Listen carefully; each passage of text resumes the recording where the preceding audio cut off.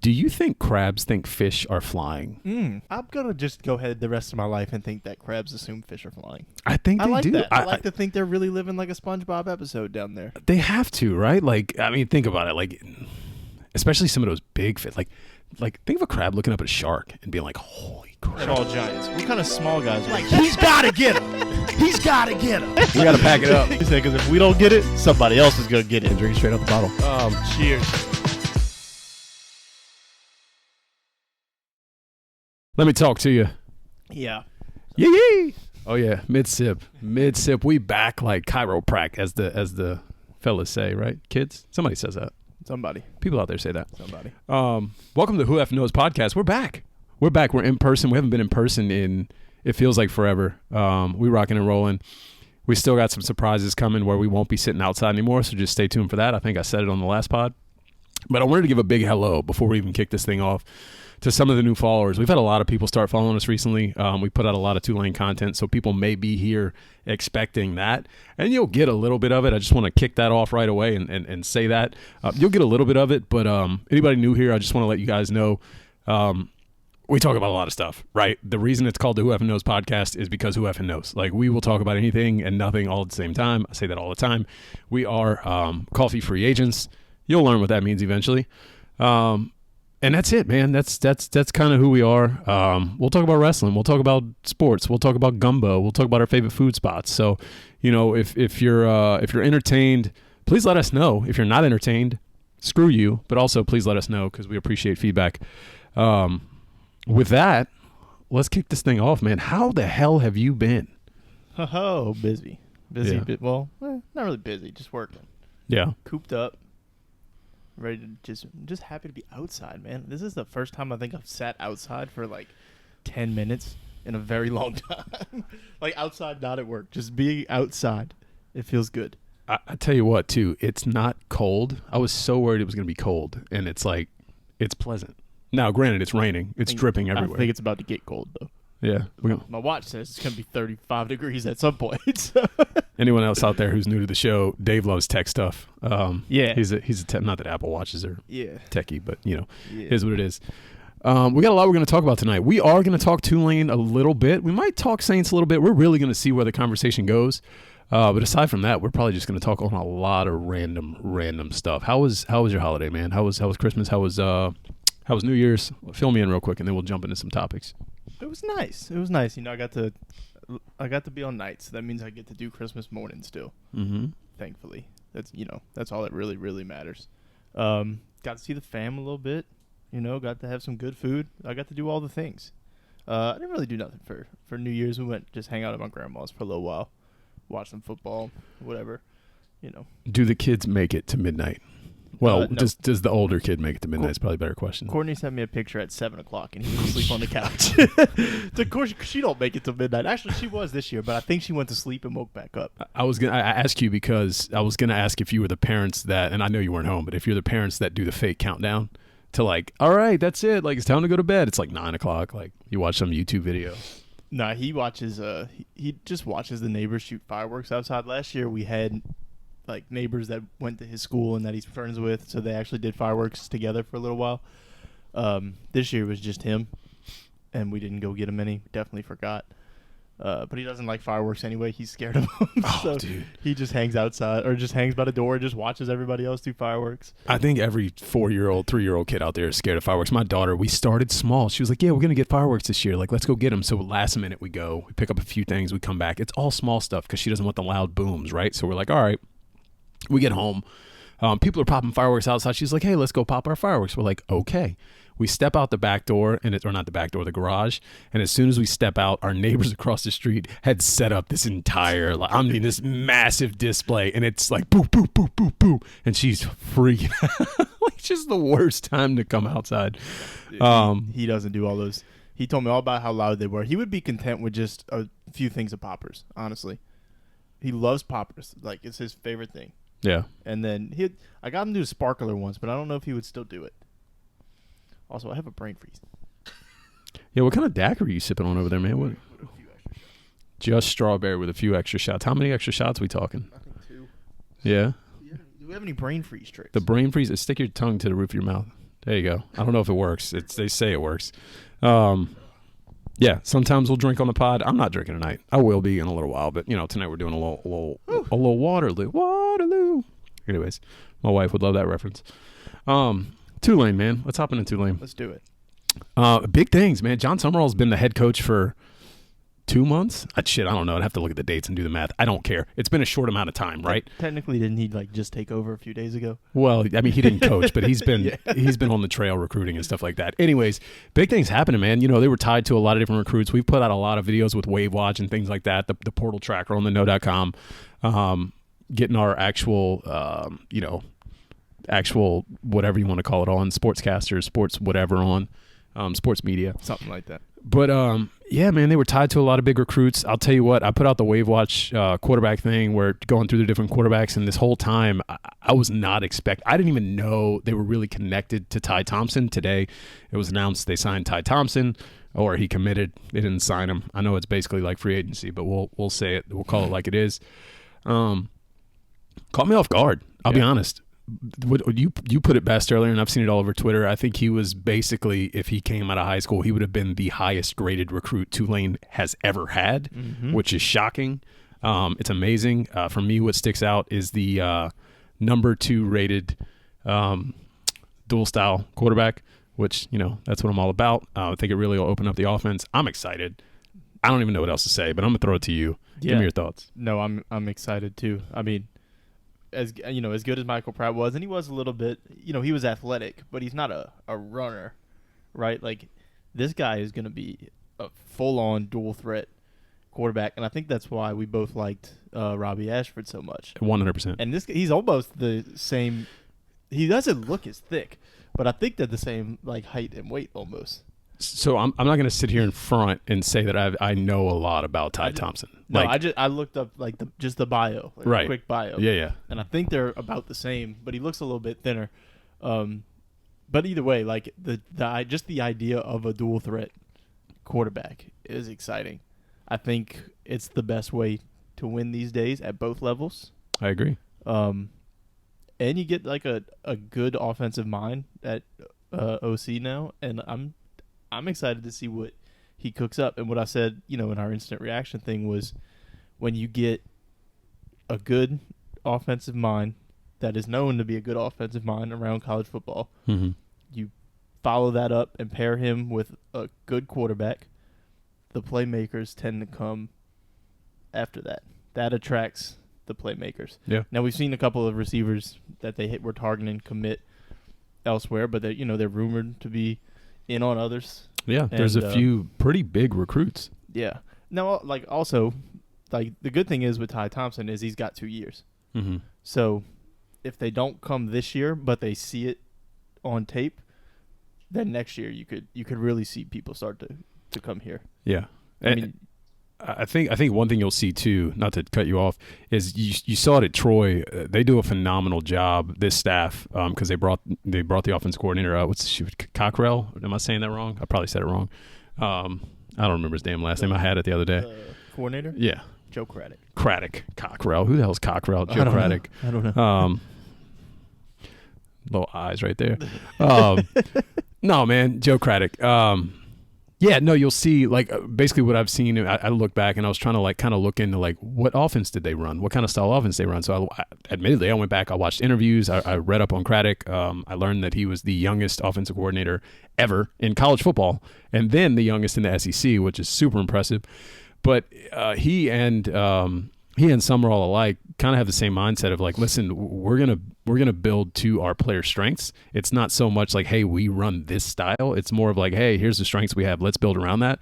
And I think that you're gonna see, regardless of what players they get in here, wide receiver, this offense is gonna look phenomenal. Yeah, I mean, I would still expect a heavy dose of Mackay. Like you're saying, because they're going to go to the best players. You're going to expect a heavy dose of Mackay. I think we might have been, because I was all aboard this train, the Keith Brown train. He started to come on in the back half of the season. I think I was just a year early on him, or half a year early on him. But I think it's going to be his show next year. And then, I think you'll see that. And they're going to get some more people in here. They have to. it's a young room. That's something I tried to harp on, was that I think they just need veteran bodies at this point. It's not a knock against the guys they have at all. It's just you need guys. You need a balance of older guys and younger guys. Yeah. So they'll find some guys that, preferably a couple big body guys to replace somebody like Chris.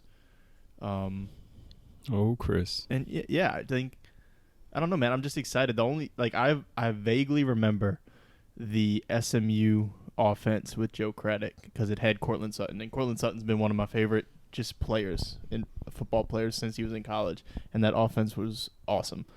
Mm-hmm. So I'm excited. Yeah, that's one of the things that stuck out to me when I was looking up Craddock and like just his history. That offense, I don't even remember the quarterback's name. And I remember in the moment when I read the quarterback's name, seeing the numbers, I was like, holy crap, I don't even know who this guy is. Yeah. He had a phenomenal season. Like just a nobody. Now granted, he played with Sutton, which is, going to help you a lot. But yeah, super excited to see what they can build here. Yeah. I'm excited about Ty Thompson, but I will say, I wish we would get to see Michael Pratt in this offense, because I really think he would shine. Yeah, it is a bummer that he had a down year his last year. Coming in, I was low key like starting the hype. I mean, a lot of people were, but on the hype train of like, hey, Heisman hopeful, like low key Heisman hopeful to start the year. And this is, look, I'll eat these words right here. I've said it before, I think on this show and on Twitter. I was so wrong about Jaden Daniels. Like, I was talking sideways I was talking out the side of my neck about Jaden Daniels and saying Michael Pratt was 10 times the quarterback. And like, I was wrong. Maybe the pro level will show different, but shout out to Jaden Daniels. I think Michael Pratt's still got some talent, and we'll see some things here in the Senior Bowl, and then going from there. But listen, I've come full circle, like complete 180 on Jaden Daniels. I'm hoping he's played at the Dome next year. So I'm telling you, man. Speaking of Jaden Daniels, I was looking up not necessarily comparisons, right, for Ty Thompson, but Jaden Daniels was a 4-star recruit coming out of high school. Yeah. Ty Thompson was a 4-star recruit coming out of high school. Both dual threat. He was a 5-star some places. He was a 5-star some places, but I don't want to oversell. I'm a big under promise, over deliver guy. I don't know about you guys out there. That's who I am. But it's still special. It's cool to see. Yeah, just to wrap it up and we can move it on, because I know we want to keep this one short. Mm-hmm. A lot of people have said, the 5-star thing doesn't matter anymore. 4-star doesn't matter anymore. And like, if he's so good, why can't he be successful at Oregon? And I mean, fair, but there's so many different circumstances. He got stuck behind Bo Nix this year. Then Dylan Gabriel goes there, and also this is gonna sound like a knock at Tulane, but it's not. Being good enough to start at Oregon is a different level than being good enough to start at Tulane. Like, he can come to Tulane and be like he could put up stats you've never seen here before in years, right? Or like, he could easily be the best quarterback in the AAC. Mm-hmm. Like, it's two different levels. There's a reason they're Group of 5 and Oregon is Power 5. Like, I think that's a fair thing to say without it being a knock at Tulane. Like, Tulane is not there yet. Yeah, that's right? fair. I mean, we've had this conversation numerous times where like you build and you continue to build and you continue to build and you continue to build, and maybe Summerall's gone eventually, and then you're like, if things work out the way you hope, you continue to build, and these people leave, and then you get better people, and it just is what it is. So I agree. Just because he didn't do much at Oregon doesn't mean he's going to be bad here. Fair. It's that's really my whole point. Yeah, and that's the thing. When I said I don't know a lot about him, I went and looked back, and I was like, I can't even really find a ton of film on this guy. Like, there's a few things. Like, but there's a thrill in the unknown. There is. Like, well, also looking at some of the next level stats, which this is super nerdy. I mean, shout out to this guy actually. Let me pull up this screenshot. I think iPop Stats shared it. Is it iPop? What's his name? No, it wasn't him. It was Jake J. Weinstock on Twitter. Weinstock_Jake. Limited sample size, but registered at 82.7 PFF grade in 2023. Here's what jumps out to me, though, right? When blitzed, 90.9% adjusted completion percentage, 13.5 yards per attempt, and 2.17 seconds to release. That's the thing that jumps out to me. Is the 2.17 seconds. Yep. Like, oh my goodness. That's Tom Brady. Like, that's legit Tom Brady, Drew Brees speed. Getting rid of the ball right there. But, I don't want to hype him up too much. Like, I just wanted to call that out. To be fair, as I thought about they've said it's still going to be a competition. Now, I don't think it's going to be a close competition, but it's going to be a competition. That's coach speak. It's always competition. Every day is competition when you're on a football team. It is what it is. Anyway, we can move past Tulane. subscribe to the Nose, at Being the Know on YouTube. We'll definitely do some more deep dives on the Wave Watch stuff over there on all of this. So. I got a question for you. Yep. We're gonna switch this up. Let's go. Do you think crabs think fish are flying? Do I think crab thinks fish are flying? You know, they might. They just might. They're probably Are fish the birds of the sea? That's what I'm wondering. That's what I'm wondering. You know what's weird? I also had a sea topic. Let's just go into it. No, so my TikTok lately has been like these North Sea videos of the ships. Have you gotten down to that rabbit hole No, yet? I saw someone talking about it the other day, and I was like, "What the hell?" I have no idea. Tell me more. My topic was just that the ocean is terrifying. Like, it's just the giant ships with the containers on them, and those kind of ships. Yeah. And they're just in the North Sea with these looks like 100-foot waves just overtaking the boat, and I don't understand how the boat is still standing. Sometimes there's people on the deck and they're getting just gone by the end of the video. Like, they're playing that like dark music, like the dark pirate music in the background. I'm like, oh god, I don't want any part of this. Man, the ocean is scary. Nature is scary, first of all. Not just the ocean, but the ocean, the unknown of the ocean, the power of water. It's crazy. You never think of it like that either. You never think of it like that. I was watching videos on like tsunamis and stuff. I don't know why. I go down rabbit holes of like the most random stuff. But I was watching videos on tsunamis and stuff. And even coming in, it's like, yeah, it's a big wave, but like it's not that scary coming in. And then all of a sudden it hits and it's like wiping things away. And then the water just keeps coming up and up. And it's just like a slowly quick rise, if that makes sense. Right. But it takes everything with it. And it doesn't look terrible, but it kills so many people and destroys so much. Anyways, I'll go on a tangent. No, the ocean is terrifying, but and this is coming from somebody that's like, my number one bucket list item is to swim with sharks. Like, number one, like, I want to do it. Yeah. But the idea of it's just like, people say it all the time, like the ocean is 10 times scarier than like space. Yeah. Like the things that come out, you see it all the time. Every like year on Twitter, we get 4 or 5 times where somebody finds something in the ocean and it's like, what is this? What is this? What is this? So, you know what?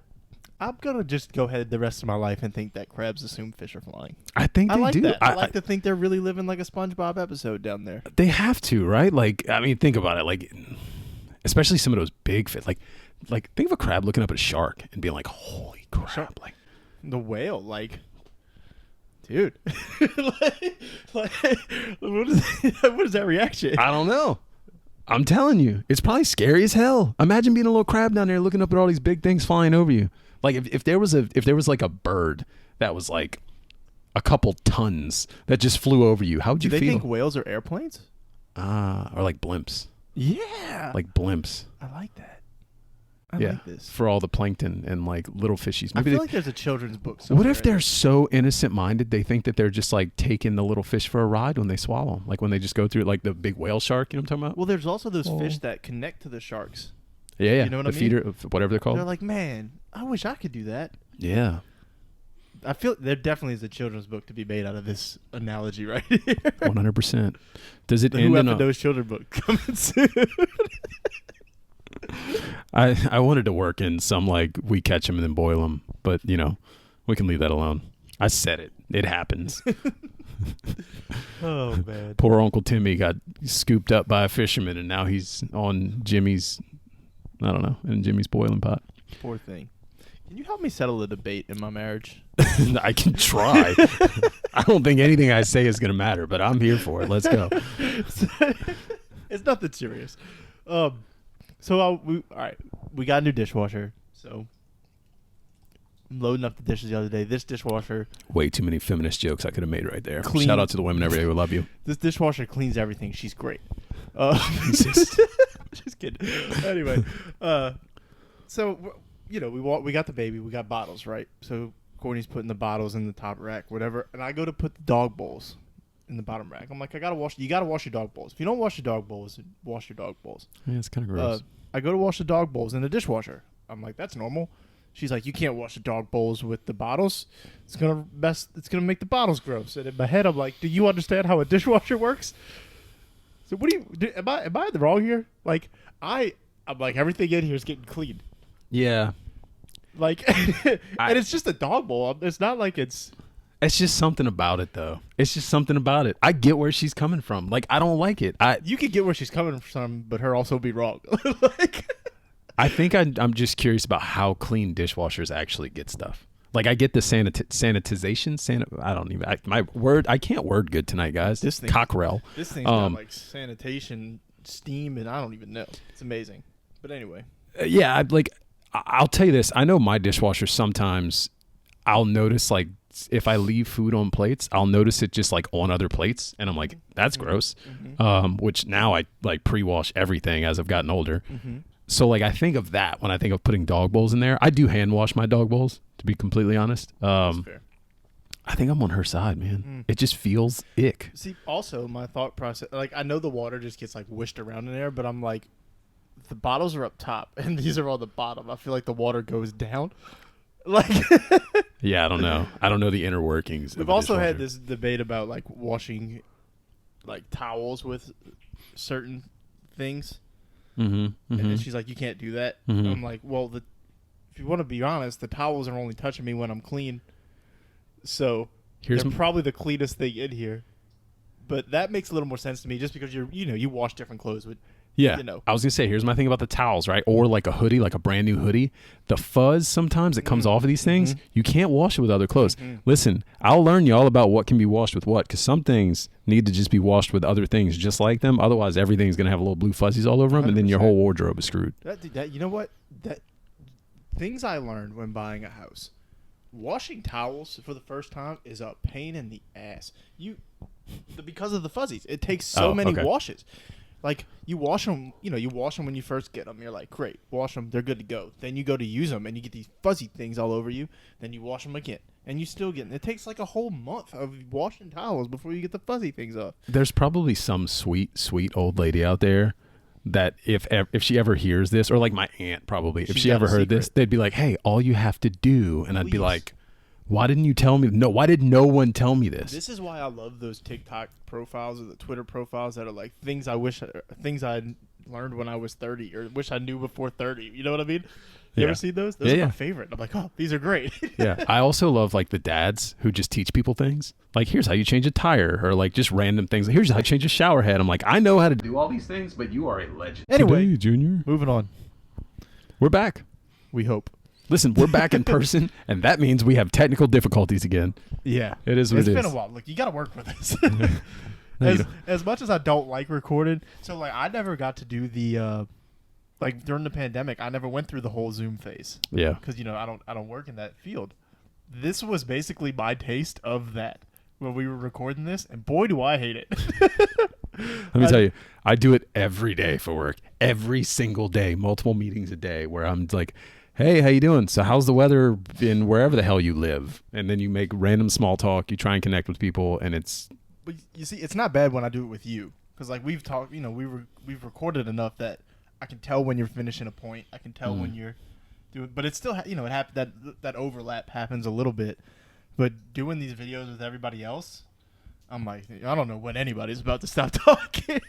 And I hate it. Like, I feel bad for anybody that does Zoom stuff.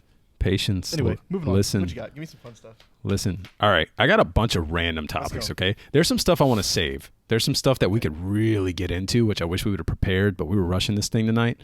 Okay. Here's one that's funny that I'm going to bring up. I saw that your celebrity crush is Liv Morgan. Yes, it is. I just want to know, how fast do you think you'd fold if Liv Morgan talked to you? You'd think I'd get like a hello out? I'm just curious. I'm like, would you have words? Would you be able to formulate a sentence?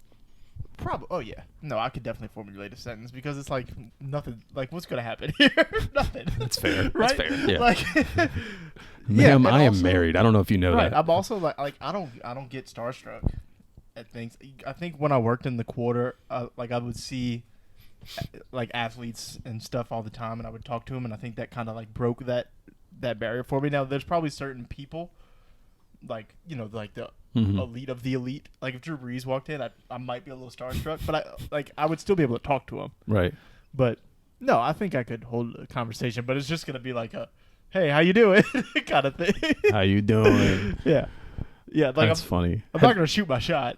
I don't have that kind of confidence. Well, I would hope not. Hey, Liv, you're beautiful. I'm married. Bye. Yeah. Like that's the extent of the conversation. Right. Thanks for looking at me. Right. No, the reason I asked, I saw that you had tweeted that, and then obviously I tagged Liv Morgan because that's who I am and that's what I do. Well, I also think it's funny that you think I wouldn't do that myself. I think No, I I have know. in the past. I know. But I instantly thought of the video where I think it was a guy from Barstool that like she just ran down. Like she got in his face and was like, well, I don't know what she said, but like he folded immediately. I might. I'm going to be honest with you. Like, I don't know. Yeah. So we can change it up again. Well, go. You've never told me your celebrity crush. I Maybe, don't. you know what? You might have, but I don't remember. It changes. I don't know. Like I really genuinely don't know. Too. No, it definitely does. It definitely does. I get that. Like she is like in this moment, if you ask me, that's who it would be. Yeah. But like if you ask me 3 months from now, it might change. I don't know if I ever have one that I can, like, if you ask me, hey, who's your celebrity crush? I can't just be like this person. It used to be Hillary Duff. It was Sierra for a while. It's never just one though, right? That's what I'm saying. Like they're like, I don't think of names. I just like, I'll see a woman who's pretty and I'm like, oh, she's gorgeous. Like, right. you know, right. Right. I get that. I don't know. All right. What else you got? Let's go. I got random topics, bro. Like we got a few minutes. We should. All right. Here's one that's relevant. I originally had this typed out like this. What's your favorite mascot and why is it the Pop-Tart? And then about 5 days later, the Cheez-It comes into the picture. Cheez-Its are like they might be my favorite just snack in general. I love Cheez-Its. So I am team Cheez-It all the way. The Cheez-It was so swaggy too. Like the way he moved, the way he was just like in and out of things. Like he was just a little swaggy. The Pop-Tart was more like rock star-ish. Yeah. It was. The Pop-Tart also died a horrible death. Yeah, poor Pop-Tart. He'll be back next year. Yeah, hopefully. His brother. You know what? This makes me, everybody says bowl season is dying, right? Because nobody's playing in the games, whatever.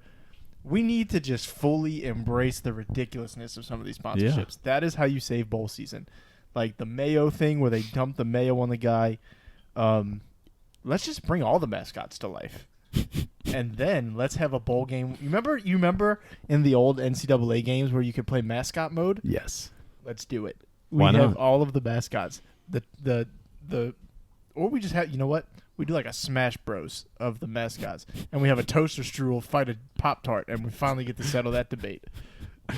It's probably all right. So here's where my brain went with that. I'm gonna be honest. They're probably owned by the same company. So like, are they gonna throw money into all these different bowl games for a toaster strudel and a Pop-Tart? They're probably like both, whatever brand. There's so many ridiculous bowls. I wonder, like, you think we could get a bowl game? Gronk had a bowl game this year. I have no idea. What does it cost to get a bowl game these days? I don't know. Like $3. You telling me we can't sponsor like Southeastern versus something? Okay. And call it the whatever bowl game. You're gonna upset some people out here, okay, man? I mean, play better. What do you want me to like? I don't know what to say. I don't know. You probably could. Do you still enjoy bowl season? I don't even watch. I'll be honest with you. Yeah, I watch like a random one, like. But I didn't really watch the two big ones. Yeah, I didn't either. That's what I'm saying. Like I thought I would. I normally do, and I didn't watch Michigan Bama, and I didn't watch Oregon Washington. I heard Oregon Washington was a great game. I'm like, I'll catch the highlights. Like I'll watch. You know what I mean? I will watch the national championship. I think this year I had other stuff going on, and I just was not concerned with it. I've been focused on the Pelicans lately. I have been more focused on Tulane and like the other stuff they're doing in the meantime.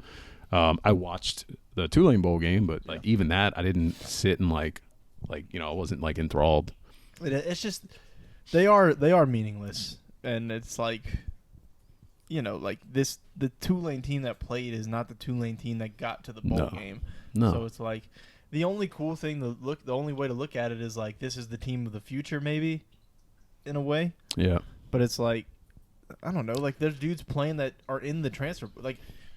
I don't understand college football anymore, and I don't want to get too far into that because we'll be here forever. But like, I don't understand how this works.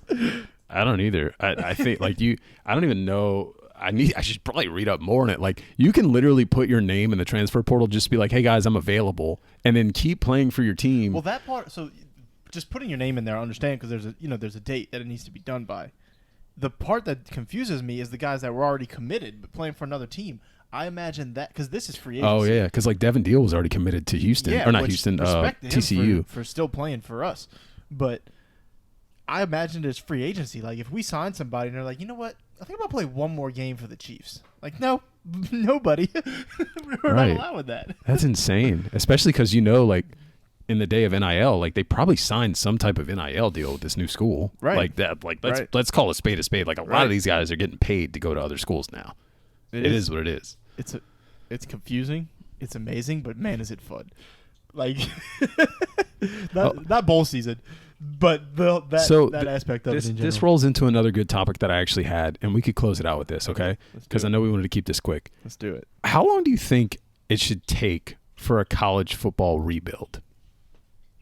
And I asked this. You probably understand why I asked this with you being a Miami fan. That's literally. So I can tell you we're going into year 3, and I expect. So when you say rebuild, like what?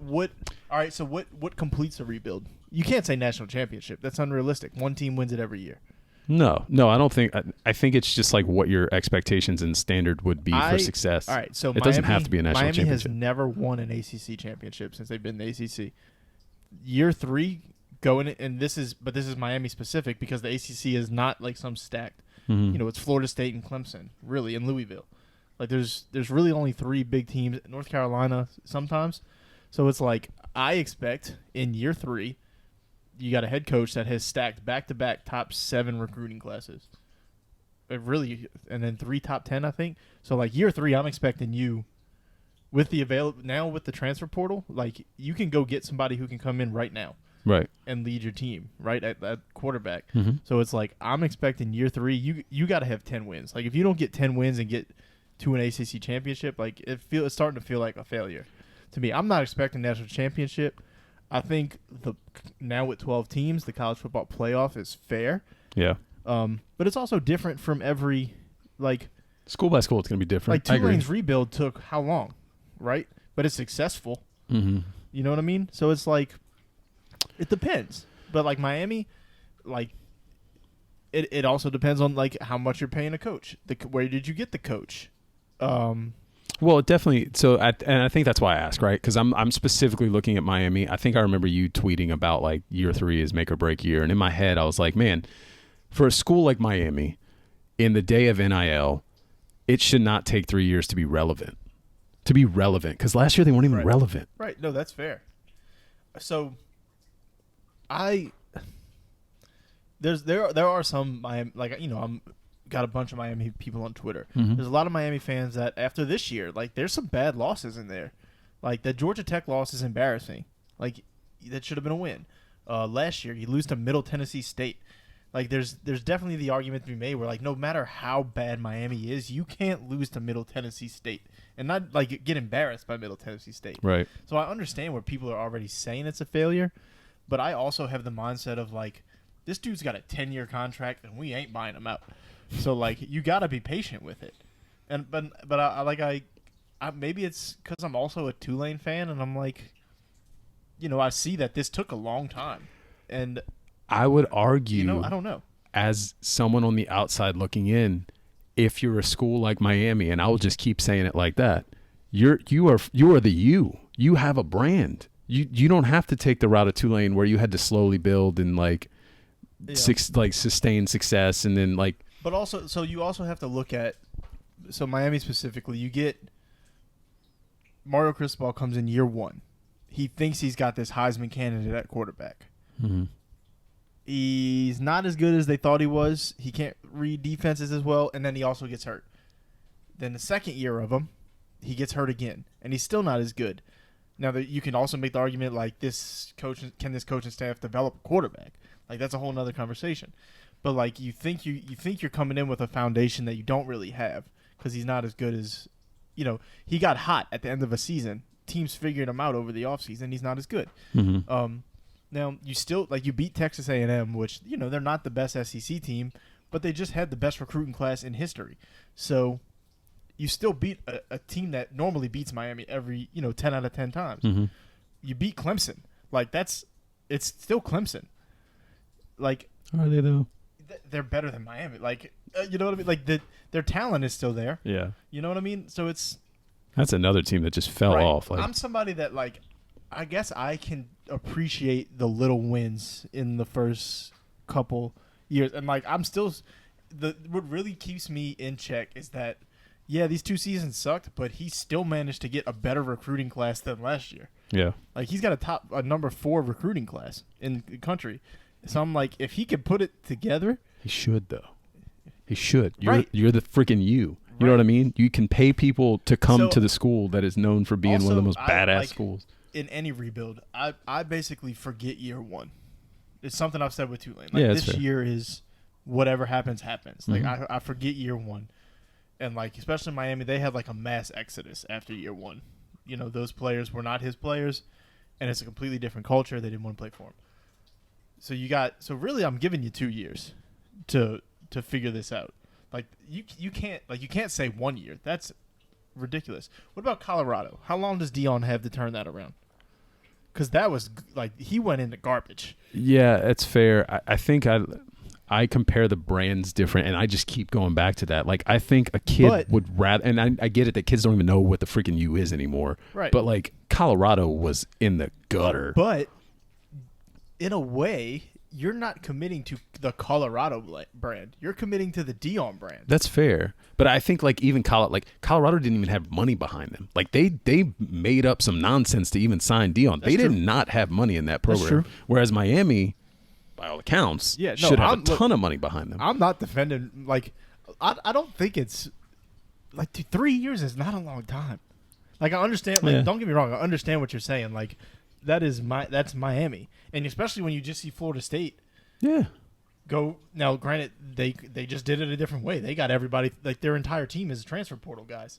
They just did it a different way, which I wish. Right? Like, and I think that's why I asked, because I think, and maybe this is a philosophical thing for me. Like, I legitimately look at the transfer portal as a viable way. We've kind of had this conversation before, as a viable way to build a program. Like, the recruits matter, but I think the transfer portal for early success is like extremely important, and you can sustain it. It's basically recruiting established players every year. This is a topic I have written down to do as an individual video, but let's just to kind of dive into it just a little bit.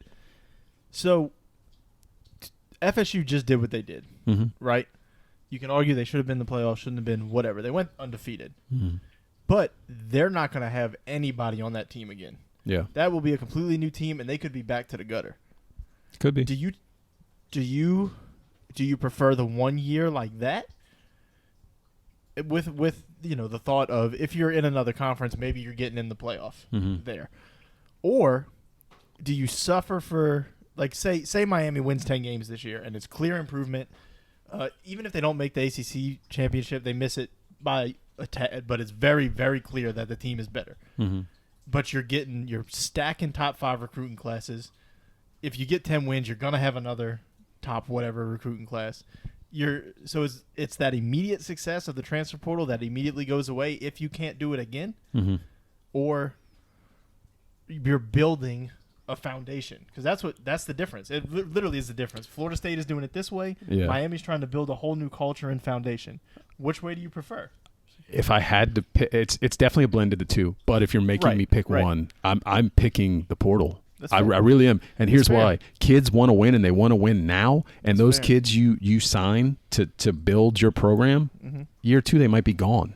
The transfer portal has totally changed college football.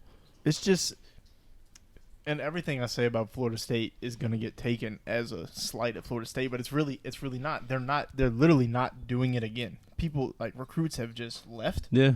So it's like, they just had this season, but does it keep like? You literally have to do it again. And now they have a good recruiting class coming in. I think it's still top 15, but like doing that didn't get them the high school kids. Yeah. So I'm like, in my head, I'm trying to be patient, and I'm like, at some point, you're stacking these top classes. It has to play, like it has to work out. Yeah. How and I don't know this, but how many people are transferring out of Miami? Not many. It's like the last bit. They're seniors now, kind of that Manny Diaz class. Now the first group that left, it was like, all right, they had to go. They weren't built for this. Right. Whatever. I Now the guys that are leaving now, I'm like, damn, some of these are good players, and I wish they would stay. Tyler Van Dyke, for everything he went through, is a good quarterback, and he's gonna go be good at Wisconsin. So it's like, losing a player like that sucks. But here's kind of what I think. Here's where my mind is, because I said you blend the two. I think, and this is, I don't know if this will be controversial or what, I think you recruit heavily in the trenches. You build those. You build the unsexy positions. And then you pay, because you're going to have to pay. You pay the guys in the transfer portal to come in and play quarterback, to come in and play wide receiver. And it's funny that you say that, because Mario Cristobal is an ex-offensive lineman, specifically at Miami. And like he landed a top 5 or a 5-star last year. I think he's got another one this year. Like, he's stacking them. Mm-hmm. That's what he recruits, and he's flipping 5-star D linemen from Ohio State to come here. So like, that's what he recruits first. Yeah. Well, and there's a lot more that goes into that. I mean, your strength coach, your actual offensive line coach, like all these things are gonna matter. Mm-hmm. But I think if I had to focus, I definitely focus on that. I think as a fan, like, you definitely would just be like, yeah, give me the transfer portal class and let's win some games. Yeah. Right. Like, not every I am probably different than the majority of fans. Like, the majority of fans, like, dude, we need to win right now. Like, you pay a coach that much money, you're expecting to just win immediately. Yeah. And it's like, I don't know, like, things you just have to be patient sometimes. And like, that is what it is. Like, and also he gave him a 10-year contract and he's here. Like, he's not going anywhere. Yeah. So, well, not if he's not winning. They literally cannot afford to buy him out. So, like, no, I meant like nobody's even gonna come trying to hire him. Like, it's just like, what it is. I don't know. Like, the only thing that has given me hope is that even in bad seasons, he's still getting top 5. Or like, this season, Miami sucked. Like, they were better than last year, but they still were an average team at best, and they still got a top 4 recruiting class. Give me your prediction. Do the Saints make the playoffs? Yes or no? No. No. Not because they don't. I think they win. I don't think we get any. I don't think we get the help we need. Okay. I was gonna go that route. But because you said no, now I'm just gonna say yes, and I'm gonna stand on it. The Buccaneers are gonna lose to the Panthers. I don't know how, but it's gonna happen. The Panthers might be the worst team in the last 5 years of the NFL. Well, you know what? Bryce Young had gotten hurt. Is he playing? I don't know, but if Andy Dalton plays, let's go. We also shook up Baker. So we did. Who knows? I don't know. You know what's going to happen is we're going to get all the help we need, and these bozos are going to lose to the That would be even worse.